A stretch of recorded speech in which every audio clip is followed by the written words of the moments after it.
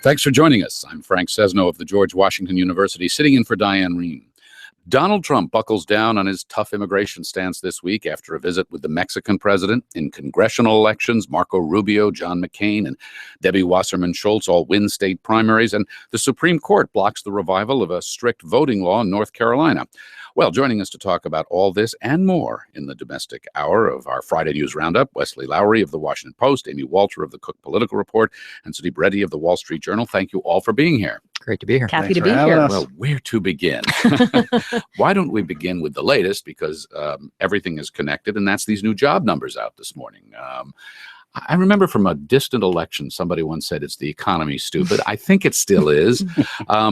But Pradeep, start us with this. The new job numbers are out this morning. What do they tell us? They tell us that we have an economy that is not a blockbuster and it's not disastrous. It is somewhere way in the middle, but that's actually the economy we've had for the last 4 years. It is not exciting a whole lot of people, but it's steady. It's slow and steady economic growth.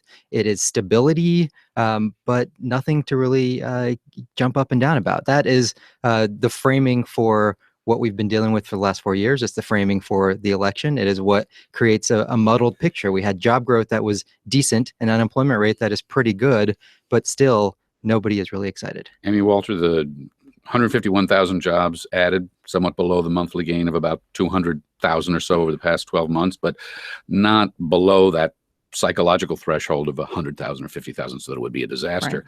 How does that all ripple through the campaign? Well, I think Sudeep said it quite well, which is it's the talk of stability is the talk that certainly the Clinton campaign is happy to keep focused on.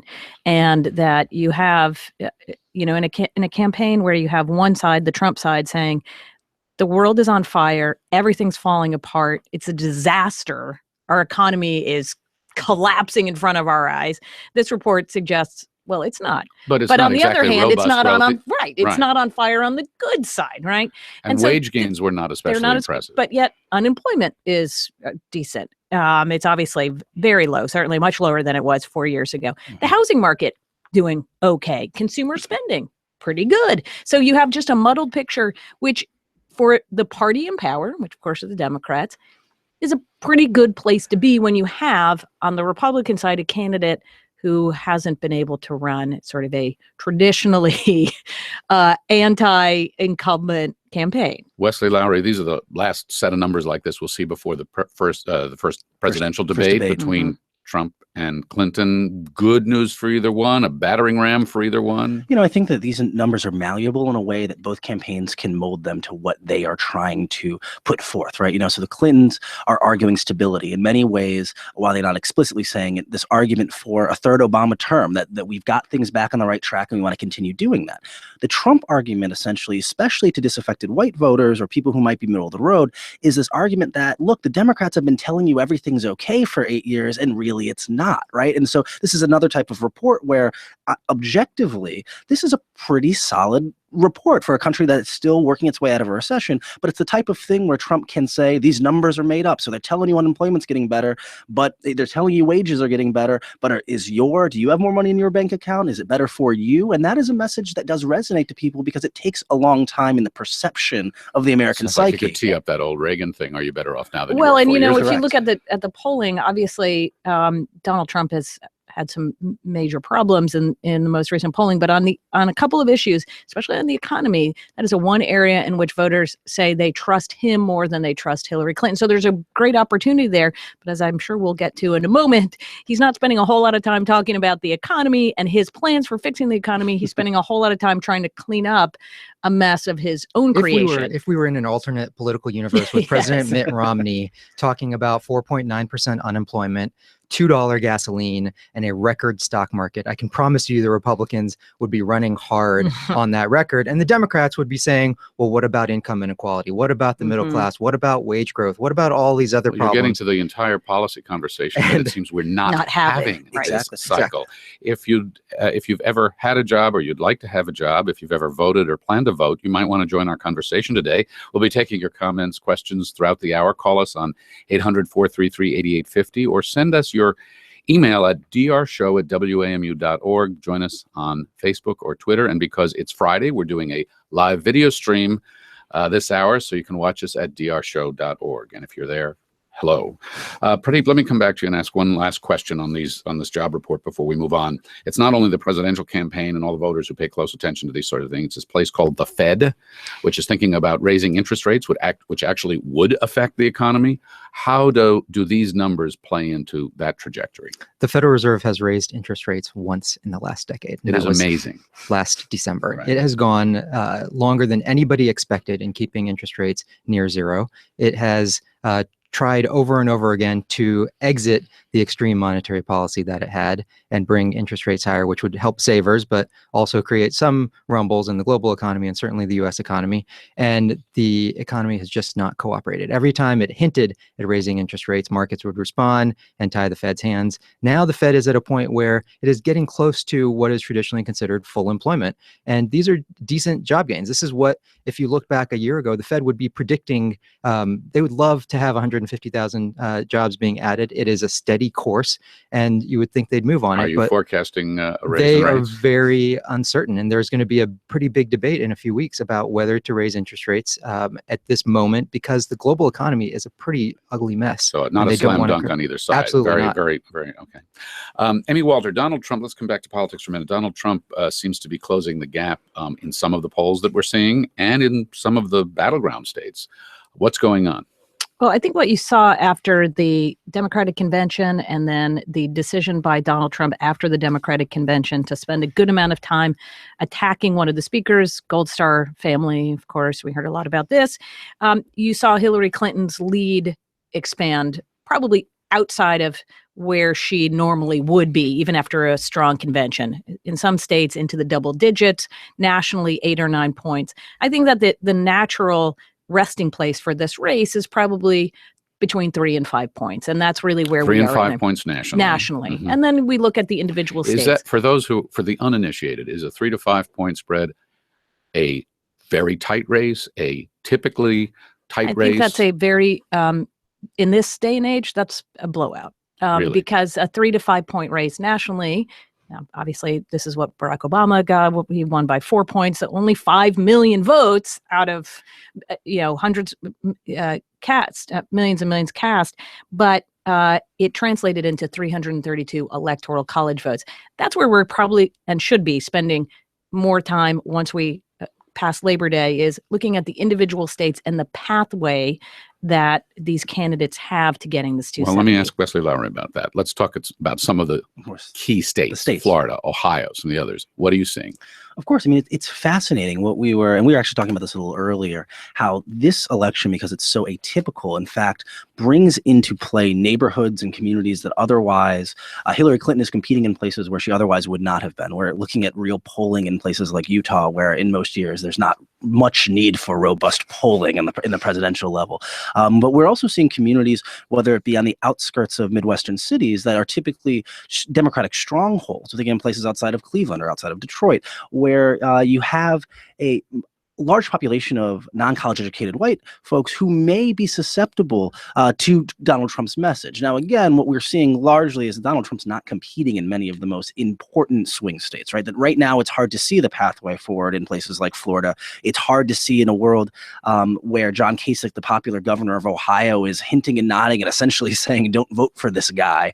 The Ohio story, actually, that is a remarkable story because the entire state party apparatus and the governor are essentially at war with the party's nominee. And this is, and I have a bias being a Clevelander, but this is arguably the most important state when you're talking about like a competitive presidential race. It's an old cliche, but so goes Ohio, so goes the nation, right? You have the popular Republican governor, someone who very likely might run for president again in 2012, and who, with any other candidate, might be your vice presidential nominee, basically actively campaigning against the Republican nominee. In that type of environment, it's hard to see a world in which Donald Trump wins swing states like Ohio. Amy Walter, I'm looking at some recent polls. One of them is a Fox News poll on President Obama's job approval, 54-43 approval rating, a spread of 11 points. Yeah. That's significant in a Fox poll.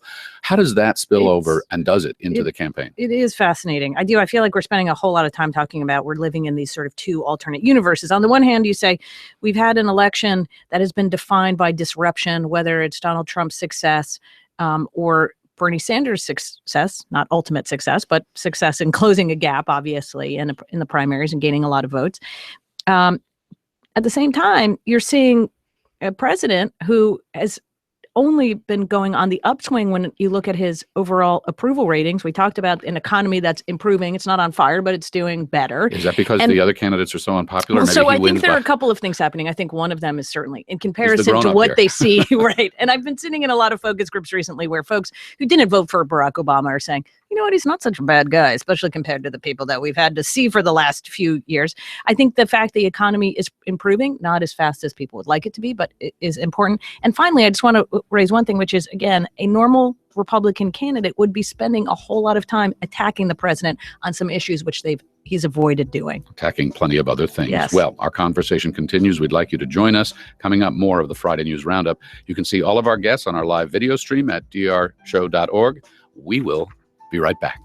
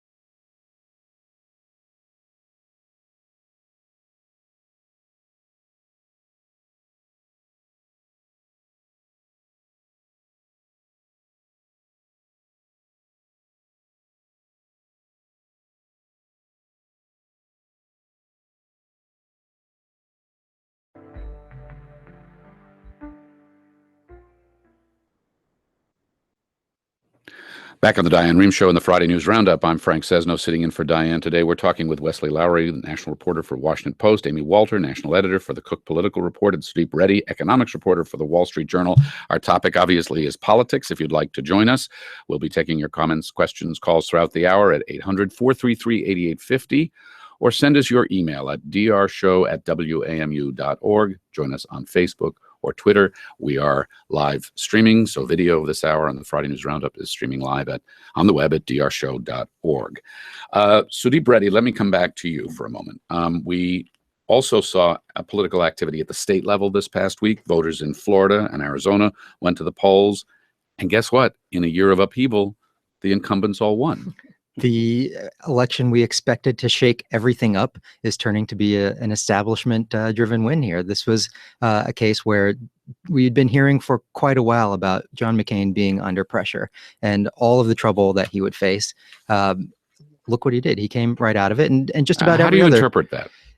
A lot of voters don't know what to make of this election and this A lot of politicians don't know. That's certainly the case. And when you look around, the existing records, the track records of these politicians, it does matter. Everybody doesn't want to take somebody who is untested and throw all their weight behind them, and we're going to see that over the next 2 months, but also the 2 years that follow after that in how the midterm elections. Wesley Lowery, Donald Trump went after John McCain, said, Yes. my kind of hero is not somebody who actually gets caught here.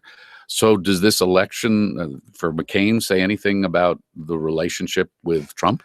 You know, I think it's going to be interesting. And McCain still has a Trump issue to deal with, which is, does in a world in which it actually becomes a Hillary Clinton blowout, does that drive Democratic turnout or swing voting in a state like Arizona, where we typically might not be having this conversation? And does that help his Democratic challenger, which typically wouldn't be something that would really threaten him? But I do think it speaks to, you know, John McCain is this kind of standard bearer of the Republican establishment. He is as 90s, 2000 GOP as it gets. In fact, he was the candidate, right?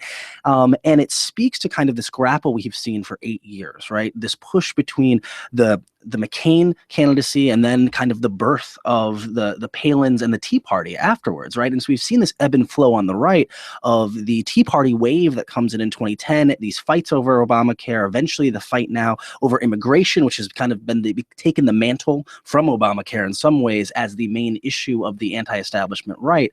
And this is in some ways kind of one of the main battlegrounds. And we saw this also, frankly, in Florida in the race with Rubio, right? Again, this has kind of been the rise and the great stand of the establishment Republicans this year in a backlash to some of the fire and candidacies of the types of anti-establishment candidates that we would have seen winning in 2000. Well, I mean, Walter, let me ask you to talk about the Marco Rubio phenomenon. Yeah. Because he was defeated handily by Donald in Trump the state, in the primary. And then he wins with 72%. Against a candidate who spent over $8 million, mostly of his own money. This is a wealthy home builder that he beat in the Republican primary, and who his opponent literally tied himself to Donald Trump, saying, "I am the real Donald Trump candidate. Marco Rubio doesn't believe in Donald Trump. Vote for me. I'm going to be the guy to bring you that change." Was that the gut or part of the guts of his message? Yeah, to that was the electorate? Absolutely a part of this guts. was the big roll of the dice on his part, and Rubio got 72% of the vote, right? That sort of says it all. As did, now go to Paul Ryan, a couple weeks earlier, running against somebody who was getting the support of the conservative talk radio world, right? Raised a lot of money. Paul Ryan got 84%. Debbie Wasserman Schultz, also part of the establishment on the other side, right? Oh, the upheaval with the Sanders community. She's going to be in so much trouble for the DNC WikiLeaks, and she rigged the election for Sanders. Sanders endorsed her opponent. Her opponent raised over $2 million thanks to that endorsement. She wins with 57%. Sudeep, so on the Democratic side with Debbie Wasserman Schultz and all of this and what we're seeing, does this quiet the critics, do you think, within the Democratic Party? Does this start to contribute to some kind of, I don't know, formation of a consensus? Probably not. We have seen anti-establishment activists make a lot of noise throughout this election. They've been making a lot of noise since 2010 as well, then from the Tea Party movement, and they will continue to make a lot of noise, and that's shaping the positions of both parties, and it's going to create an interesting challenge as you get into actually governing around something like this. If we had seen the liberal end and the far right end prevail in any of these races, then you would have seen lawmakers in 2017 have to think about their primary elections 2 years later. You would have had them thinking more about delivering for the base. This creates an opportunity for them to think more about what a mainstream voter might want. Whether that actually is what we end up with is another issue, but it at least removes us from going further out to the extremes of politics than we've been already. Let's talk about a couple of other things. Donald Trump, excuse me, had an extraordinary week. Off to Mexico and then for a speech. Amy? Well, none of us could quite believe that Donald Trump would go to Mexico, a country that he's disparaged a lot, and would meet with an even more unpopular Mexican president. So Donald Trump is more unpopular in Mexico, but the Mexican president's more unpopular in his country than Donald Trump is in his. And I went into this thinking, well, what do both sides get out of this? Donald Trump wants to go there to look presidential, to stand with a world leader. That made some sense. But the risk was that I went into this thinking, well, surely the Mexican president's going to come out and publicly rebuke him. He's going to bring him into his country and sandbag him. It was the right? exact opposite of that. And boy, man, he's going to go there and get so embarrassed. And then the president invites him basically to what looks like a bilateral discussion that any president of the United States would get, and it looked just so normal. So Wesley Lowery, just so normal? It appeared that way. And did Trump get what he wanted? Did he succeed in elevating his stature? Because then a few hours later, he came back and gave a speech, and a lot of the punditry was saying, wait a minute, where are you on this issue?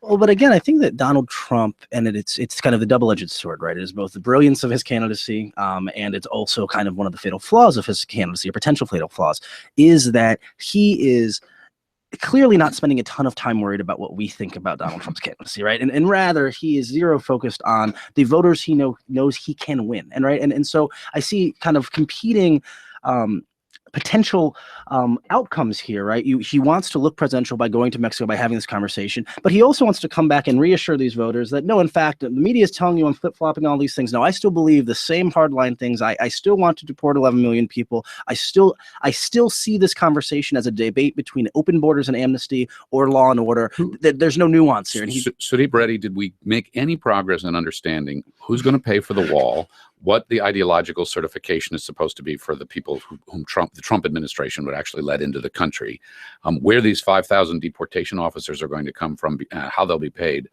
or what they're going to do? Those are very important policy questions, and we made no headway on any of them.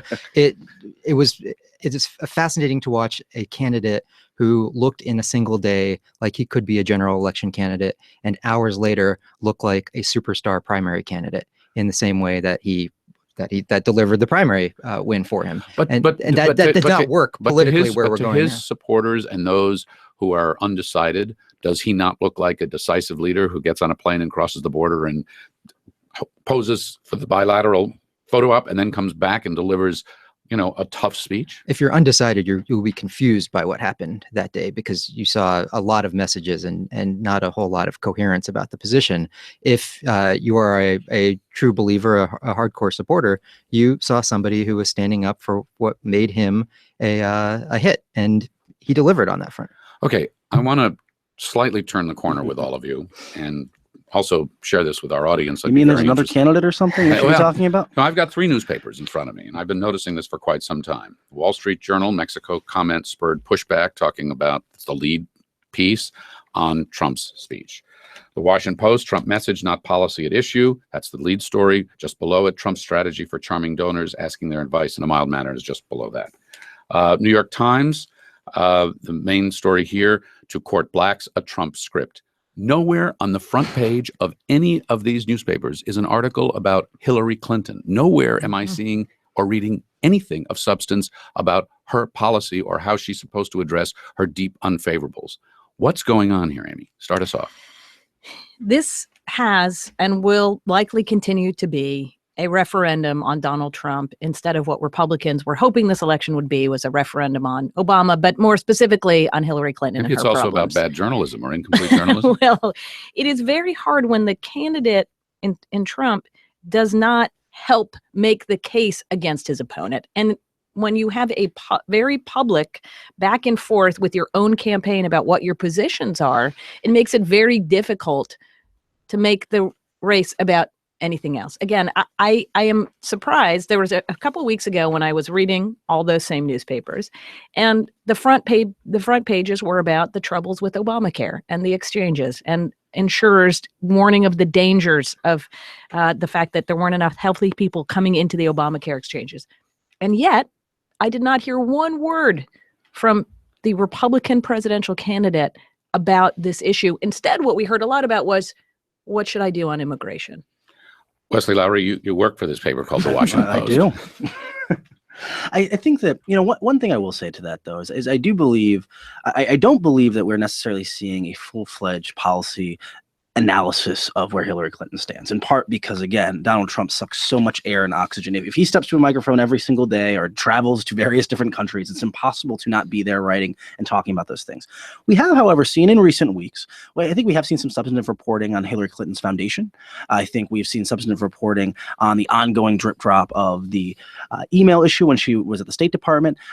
I think we are often seeing journalism that is focused on Hillary Clinton's alleged scandals or perception of scandals or perceptions of distrust, but less deep probing of her policy positions. I was thinking in the ride over this morning, I know very little about what Hillary Clinton believes in terms of education, right? Like, I believe very little. We're seeing very little substantive engagement, but the candidates set that tone. If they're not debating each other on policy, they'll say, go visit our website. Of course. Right. And what many of the media outlets would say is, in fact, we have written about a lot of these things. If no one clicks them or reads them, it's hard to keep doing that.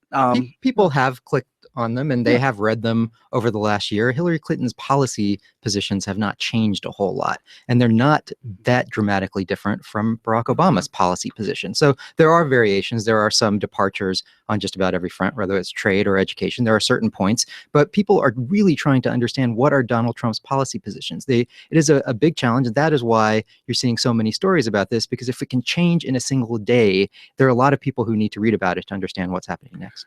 I'm Frank Sesno, and you're listening to The Diane Rehm Show.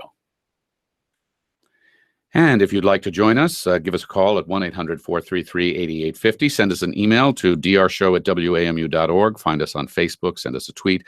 Don't forget, you can see all of our guests on our live video stream. That also is at drshow.org. And so we're going to get to some of your calls and questions in just a moment. I do want to ask about one other question relating to Donald Trump's engagement with the Mexico issue this year. And Wesley, let me come over to you on this. Very interesting fallout, a negative fallout from this ad hoc Latino committee that he had put together to support him. He comes back from Mexico, delivers this speech, and suddenly some of these folks start peeling away. They're complaining they were used as props. What was this all about?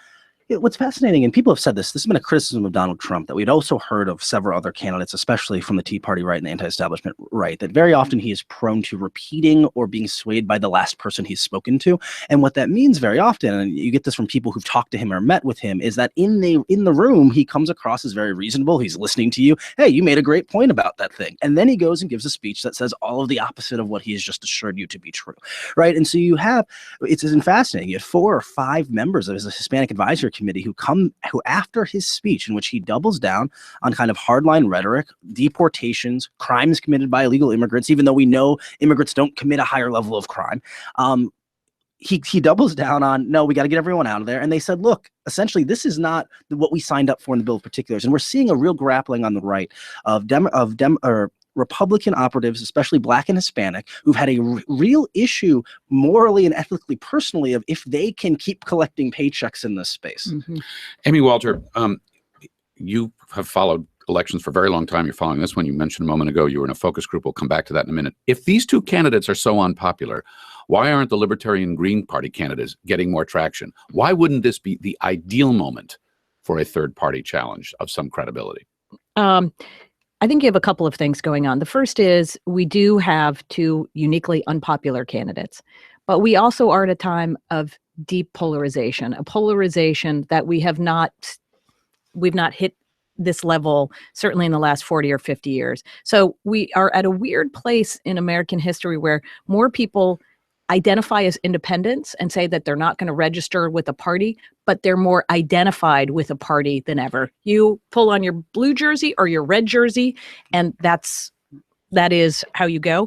The second thing is nobody really gets to know nobody knows who these other candidates are. They don't have the money or the infrastructure. And when you do see them on television, they aren't exactly giving you an easy reason to pull for them. Wesley. Of course. And I think Amy was a really valuable point there, right? The idea, you also have to speak to the quality of the third-party candidates, right? It does raise a question of, couldn't this be a moment for a third-party candidate? I think it's a very different conversation in a world in which Mitt Romney decides that he's had enough with Donald Trump and he puts his name in a ballot. I think it's a very different world in which a Condoleezza Rice decides, you know what, I'm not doing this, I'm getting into the race. It's hard when you have figures who are on the relative margins of political discourse, and that's not to undermine Jill Stein of the Green Party or Gary Johnson of the Libertarian Party, but we're not talking about major political figures who have stepped in to run. Let me go quickly to the phones, and James joins us from Grand Rapids, Michigan. Hi, James. Go ahead with your question. Yeah, I was just curious about why, with all this endless hand-wringing about the Clinton Foundation and who's going to do what and when and where, why is no one asking the question about the Trump empire that he supposedly has, and who's going to run that, if, God forbid, he does become the president of the United States? That's a great question and very fair. Sudeep, you want to lead us off on that? We are asking that question. We're asking it quite a bit. We're still trying to understand what is the Trump empire, how much money is in the Trump empire, what are the holdings of the Trump empire. A lot of these things would show up. For the record, in, what has he said? He has said that he would pass on his business to his children and have them run it. That is actually a lot of what we seem to think about the Clinton Foundation as well, that Chelsea Clinton will pick up parts of the foundation. But with the Trump empire, we don't have his tax returns. We don't really know what it entails. We don't know what share of holdings. We don't know how successful or not successful they are. So a lot of this is a black box that has been built around the Trump brand and the marketing around it rather than the specifics of the business. Okay, well, we will be back with more on this because there's a lot more to be had, and your calls and questions for our panel. So please stay tuned. The Friday News Roundup will continue. You're listening to The Diane Rehm Show.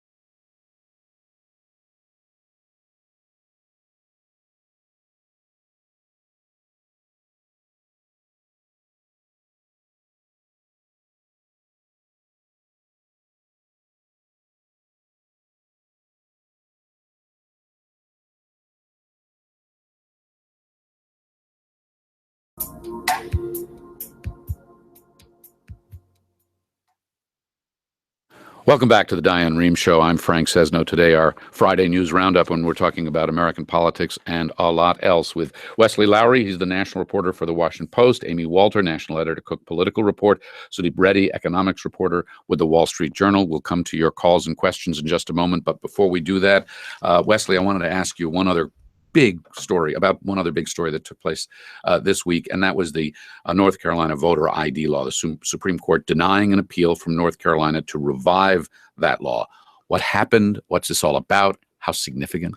So essentially, and I'll try to be brief on this, but it encapsulates a lot of history, right? And so after the election of President Obama, there was the Shelby versus Holder Supreme Court decision. What that did is it weakened some of the protections of the Voting Rights Act. It allowed states, southern states specifically, to make changes to their election laws that previously they would have had to get federal approval for. What we saw almost immediately was a flurry of these laws being passed that created voter ID laws, for example. We've seen that in dozens of states. And then places like North Carolina, that in Georgia also as well, that tried to curb early voting, that tried to be more specific, not even just a voter ID law, but no, you can't use a college ID, for example. And the state's saying this was to curb voter fraud. Voter fraud, which by most objective measures, we know it does not exist in a robust way. There are certainly small anecdotes. And so North Carolina, which has been one of the most tumultuous political states during the Obama presidency, is one of the only states that 1 year backed Obama and the next year, in fact, the only state that backed Obama in 2008 and then backed Romney in 2012, saw a Tea Party wave. They took the state house, they took the governor's mansion, and they passed one of the most restrictive voter ID laws in the country. This has been a major point of political tension. There were massive protests, sit-ins in the state house, liberal and Democratic groups outraged by this. And this was supposed to be the first election where the new strict laws applied. Lawsuit was filed by several civil rights groups, and a lower court judge earlier this year ruled essentially that this law was crafted specifically to suppress African-American voters. They said that lawmakers ran studies and figured out which of these policy tweaks would suppress the black vote, and So they they deliberately implied an intentionality to that. correct, and that they deliberately wrote that into the law. Again, that's what the judge wrote in a very searing opinion.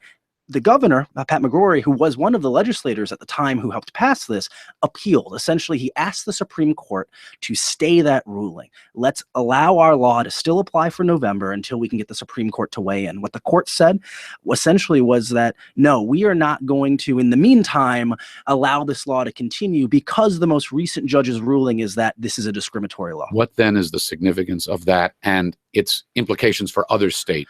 Of course, and so this is a major ruling in terms of voting rights law, and this is something that is extremely important. It will be more important and more major once the court eventually takes up a case on one of these laws, as opposed to just considering one. But it would be more politically consequential, in fact, if this was a normal election, in a Romney-Obama election where North Carolina is a real swing state, one of the states that might decide the presidency. Allowing voting options such as early voting, Sunday voting to the polls, and then also getting rid of a voter ID law that might have curbed college voting is the type of thing that could keep a state like North Carolina blue or have it turn blue in this election. Again, it's hard this year because the map is so different than it usually is. All right, let's go to the phones now, and we're joined by Rafi from Jacksonville, Florida. Hi, Rafi. Go ahead with your call. How you doing, sir? This is Rafi. I'm from Jacksonville, Florida, and I moved into the United States back in 2009 as a refugee because I used to work with the Army and the State Department back in Iraq. I'm from Baghdad, Iraq, so the State Department gave me they opened the refugee program to us. So I moved to the States in 2009. I had a very hard time in 2009 as a refugee in the United States. Because it's not my language. So I had hard time, but I had some help from the government until I stand up on my foot again. I have a wife and 3 beautiful children, and now me and my wife, we making very good living. Me as a truck driver, and my wife work in some factory. We both make about $6,000 a month. So you're doing okay. Life is good for you. Oh, life is beautiful. All right, and congratulations, and we're very glad for that. What do you have? Would you take that life and turn that into a question for our panel? Again, please, sir. Do you have a question for the panel? Oh. I heard you talking about the economy. The economy, me, because I moved to the States in 2009, maybe I felt like, I feel that the economy was so bad back in 2009. But for you, it's pretty good now. Yeah, but after that, in 2010, 11, and 12, I worked a lot of jobs. Me as a responsible father for a wife and 3 children. I worked in many, many jobs, but I'm talking about compared to 2009 right now. There is a lot of job opening. Well, my wife finds her job in 2 days. Rafi, that's great. Let me turn to the panel because there's actually an awful lot caught up in what Rafi is saying, who he is, where he's from. A huge amount there. If you listen to the political discussion, you would have people talking about a nation in decline where they're there's violence on the streets. We're in daily trouble. Rafi has come from a place that actually does face some of that difficulty. A very difficult country has come to the United States, found opportunity, and now the point he makes is separating a lot of the rhetoric of what we're seeing from the reality. If you look at job openings in the United States, they're actually pretty high. Employers can't find people who they need to fill jobs. This is what immigration is about. This is why we have the fundamental policy debate about immigration, because you need this to grow your economy, and because we're a country that has historically taken in people from all over the world to grow our economy. And the rhetoric of what we're seeing is that there are people who cannot get a job, which is true. There are a lot of people who cannot get a job either because of their location or because of their skills, but it is not a country that is that much of a mess right now. And the rhetoric on the campaign trail, whether it's about people coming from the Middle East or whether it's about people coming from Mexico, there are more people going back to Mexico from the United States than coming in right now. And that is because there are a lot of opportunities across the border as well. Let's go to Tim from Houston, Texas. Hi, Tim. Go ahead with your question. Hi, good morning.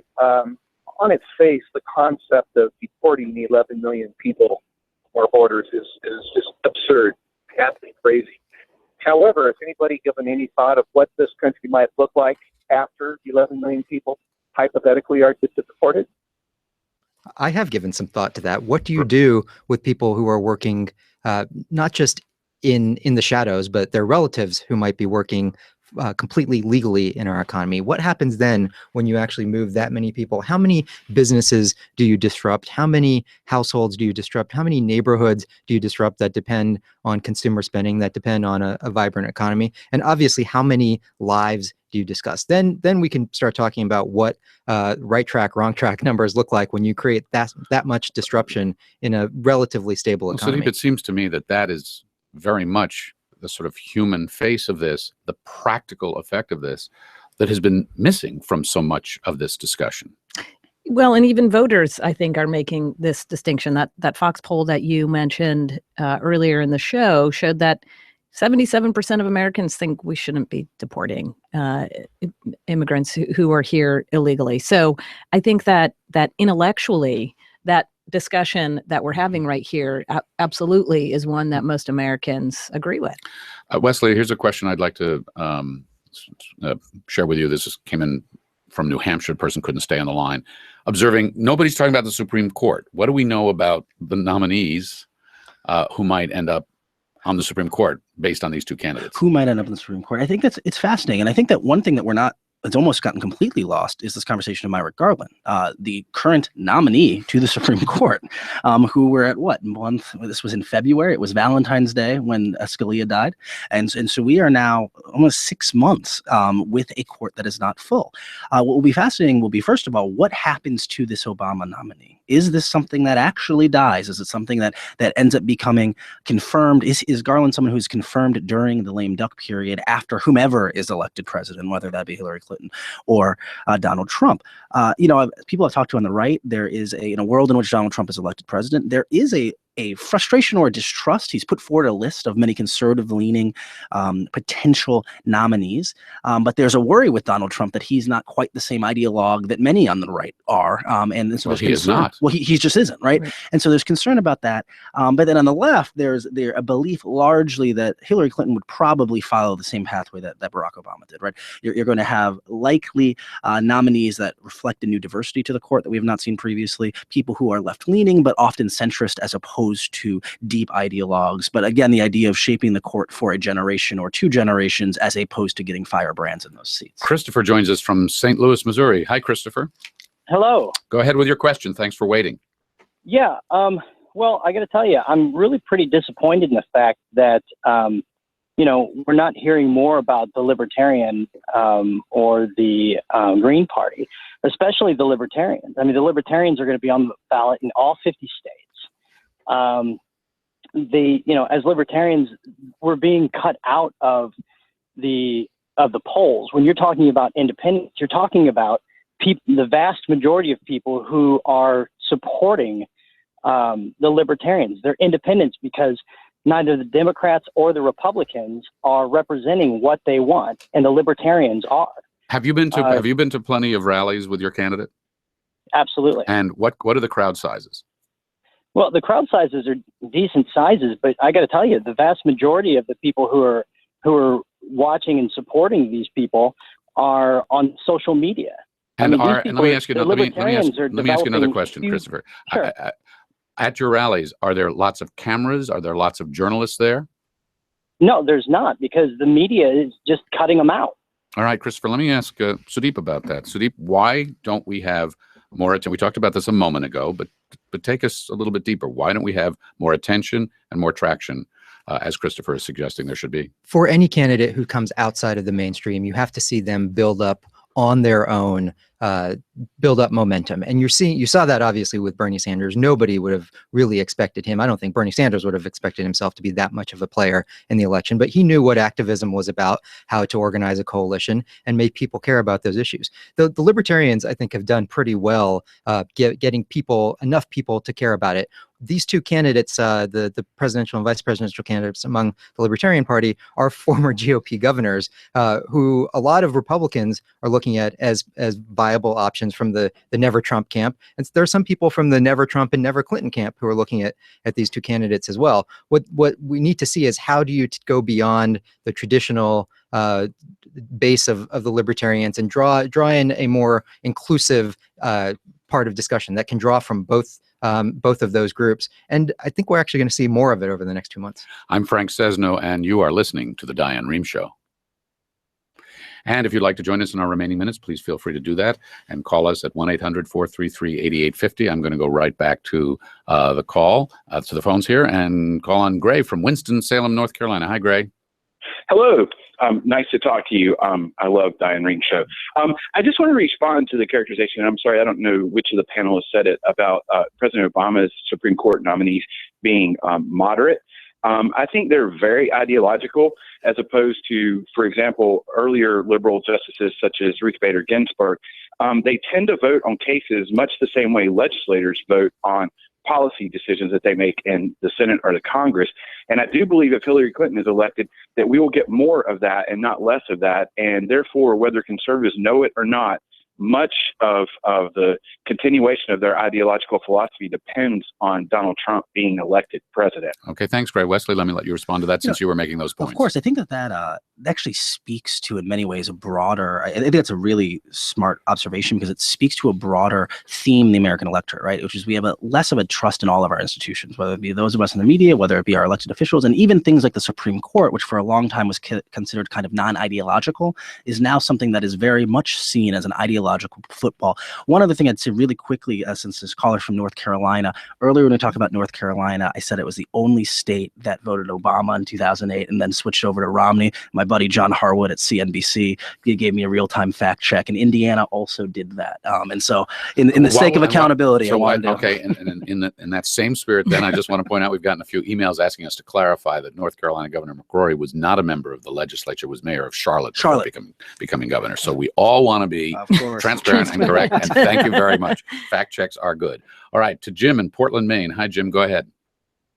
Hi there. I just wanted to chime in. I was listening about the job numbers, and somebody brought up low gas prices. If this was a Mitt Romney presidency, then the Republicans would be standing behind those numbers.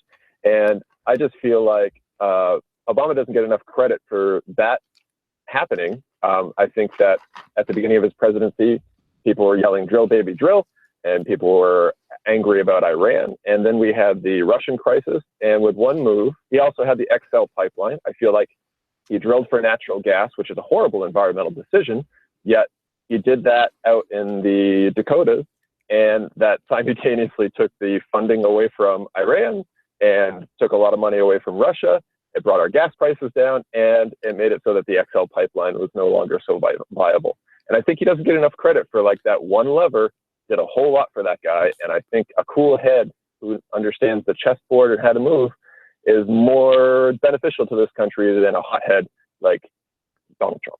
Jim, thanks for your call. Sudeep, let me let you respond to that. And I think as Jim was laying it out, I was thinking this is like three-dimensional chess, and then he said it's like a chessboard, which, you know, life is complicated. It is a very important point, and Barack Obama certainly understood throughout his political career the resonance of gas prices and why that matters so much in the political debate, why it matters to regular voters every day, and what he has tried to approach. I remember the elections where we were talking about the drilling in the Arctic, and that was the animating factor. He has realized that that drilling in the U.S. has provided jobs, even though some of those jobs are going away, it has generated economic activity that's useful, and has been probably one reason why his approval numbers One are of so the high. very biggest stories of these past several years is the transformation of the United States Right. of America into an energy giant Right. again. And And- people may not realize that, but it is true. Well, and if we're having this conversation in Houston though about low gas prices, Well, that there's would be a downside. very different There's that would be a very downside. different story, There's- or in North Dakota about this. So that's again the beauty too of our political system. We've got about a minute left. We're going into the Labor Day weekend. Traditionally, coming out of the Labor Day weekend is when the general election campaign begins in earnest. Let me ask each of you to suggest what you're looking for, if anything, different or significant on the other side of this holiday weekend. Quickly. I am looking for undecided voters who really have not made up their minds about whether they could support Trump or Clinton. I am fascinated by this dichotomy, and I don't understand, given how sharp views are about both of them. Amy who's left. Walter, The down ballot, is there going to be a drag, Wes- especially for Republican candidates? Wesley Lowery. The tone, and does it shift to policy when we finally get to some debates and we get to hopefully set them up against each other? Can we shift it away from name calling and shift it towards some real policy? To Wesley Lowery, the Washington Post, Amy Walter, the Cook Political Report, and Sudeep Reddy, the Wall Street Journal, thank you all for a fascinating, incisive, reflective, captivating conversation. You're welcome. It's been great. Have a terrific Labor Day weekend to you and to our listeners and our viewers. I'm Frank Sesno. You've been listening to The Diane Rehm Show. The Diane Rehm Show is produced by Sandra Pinkert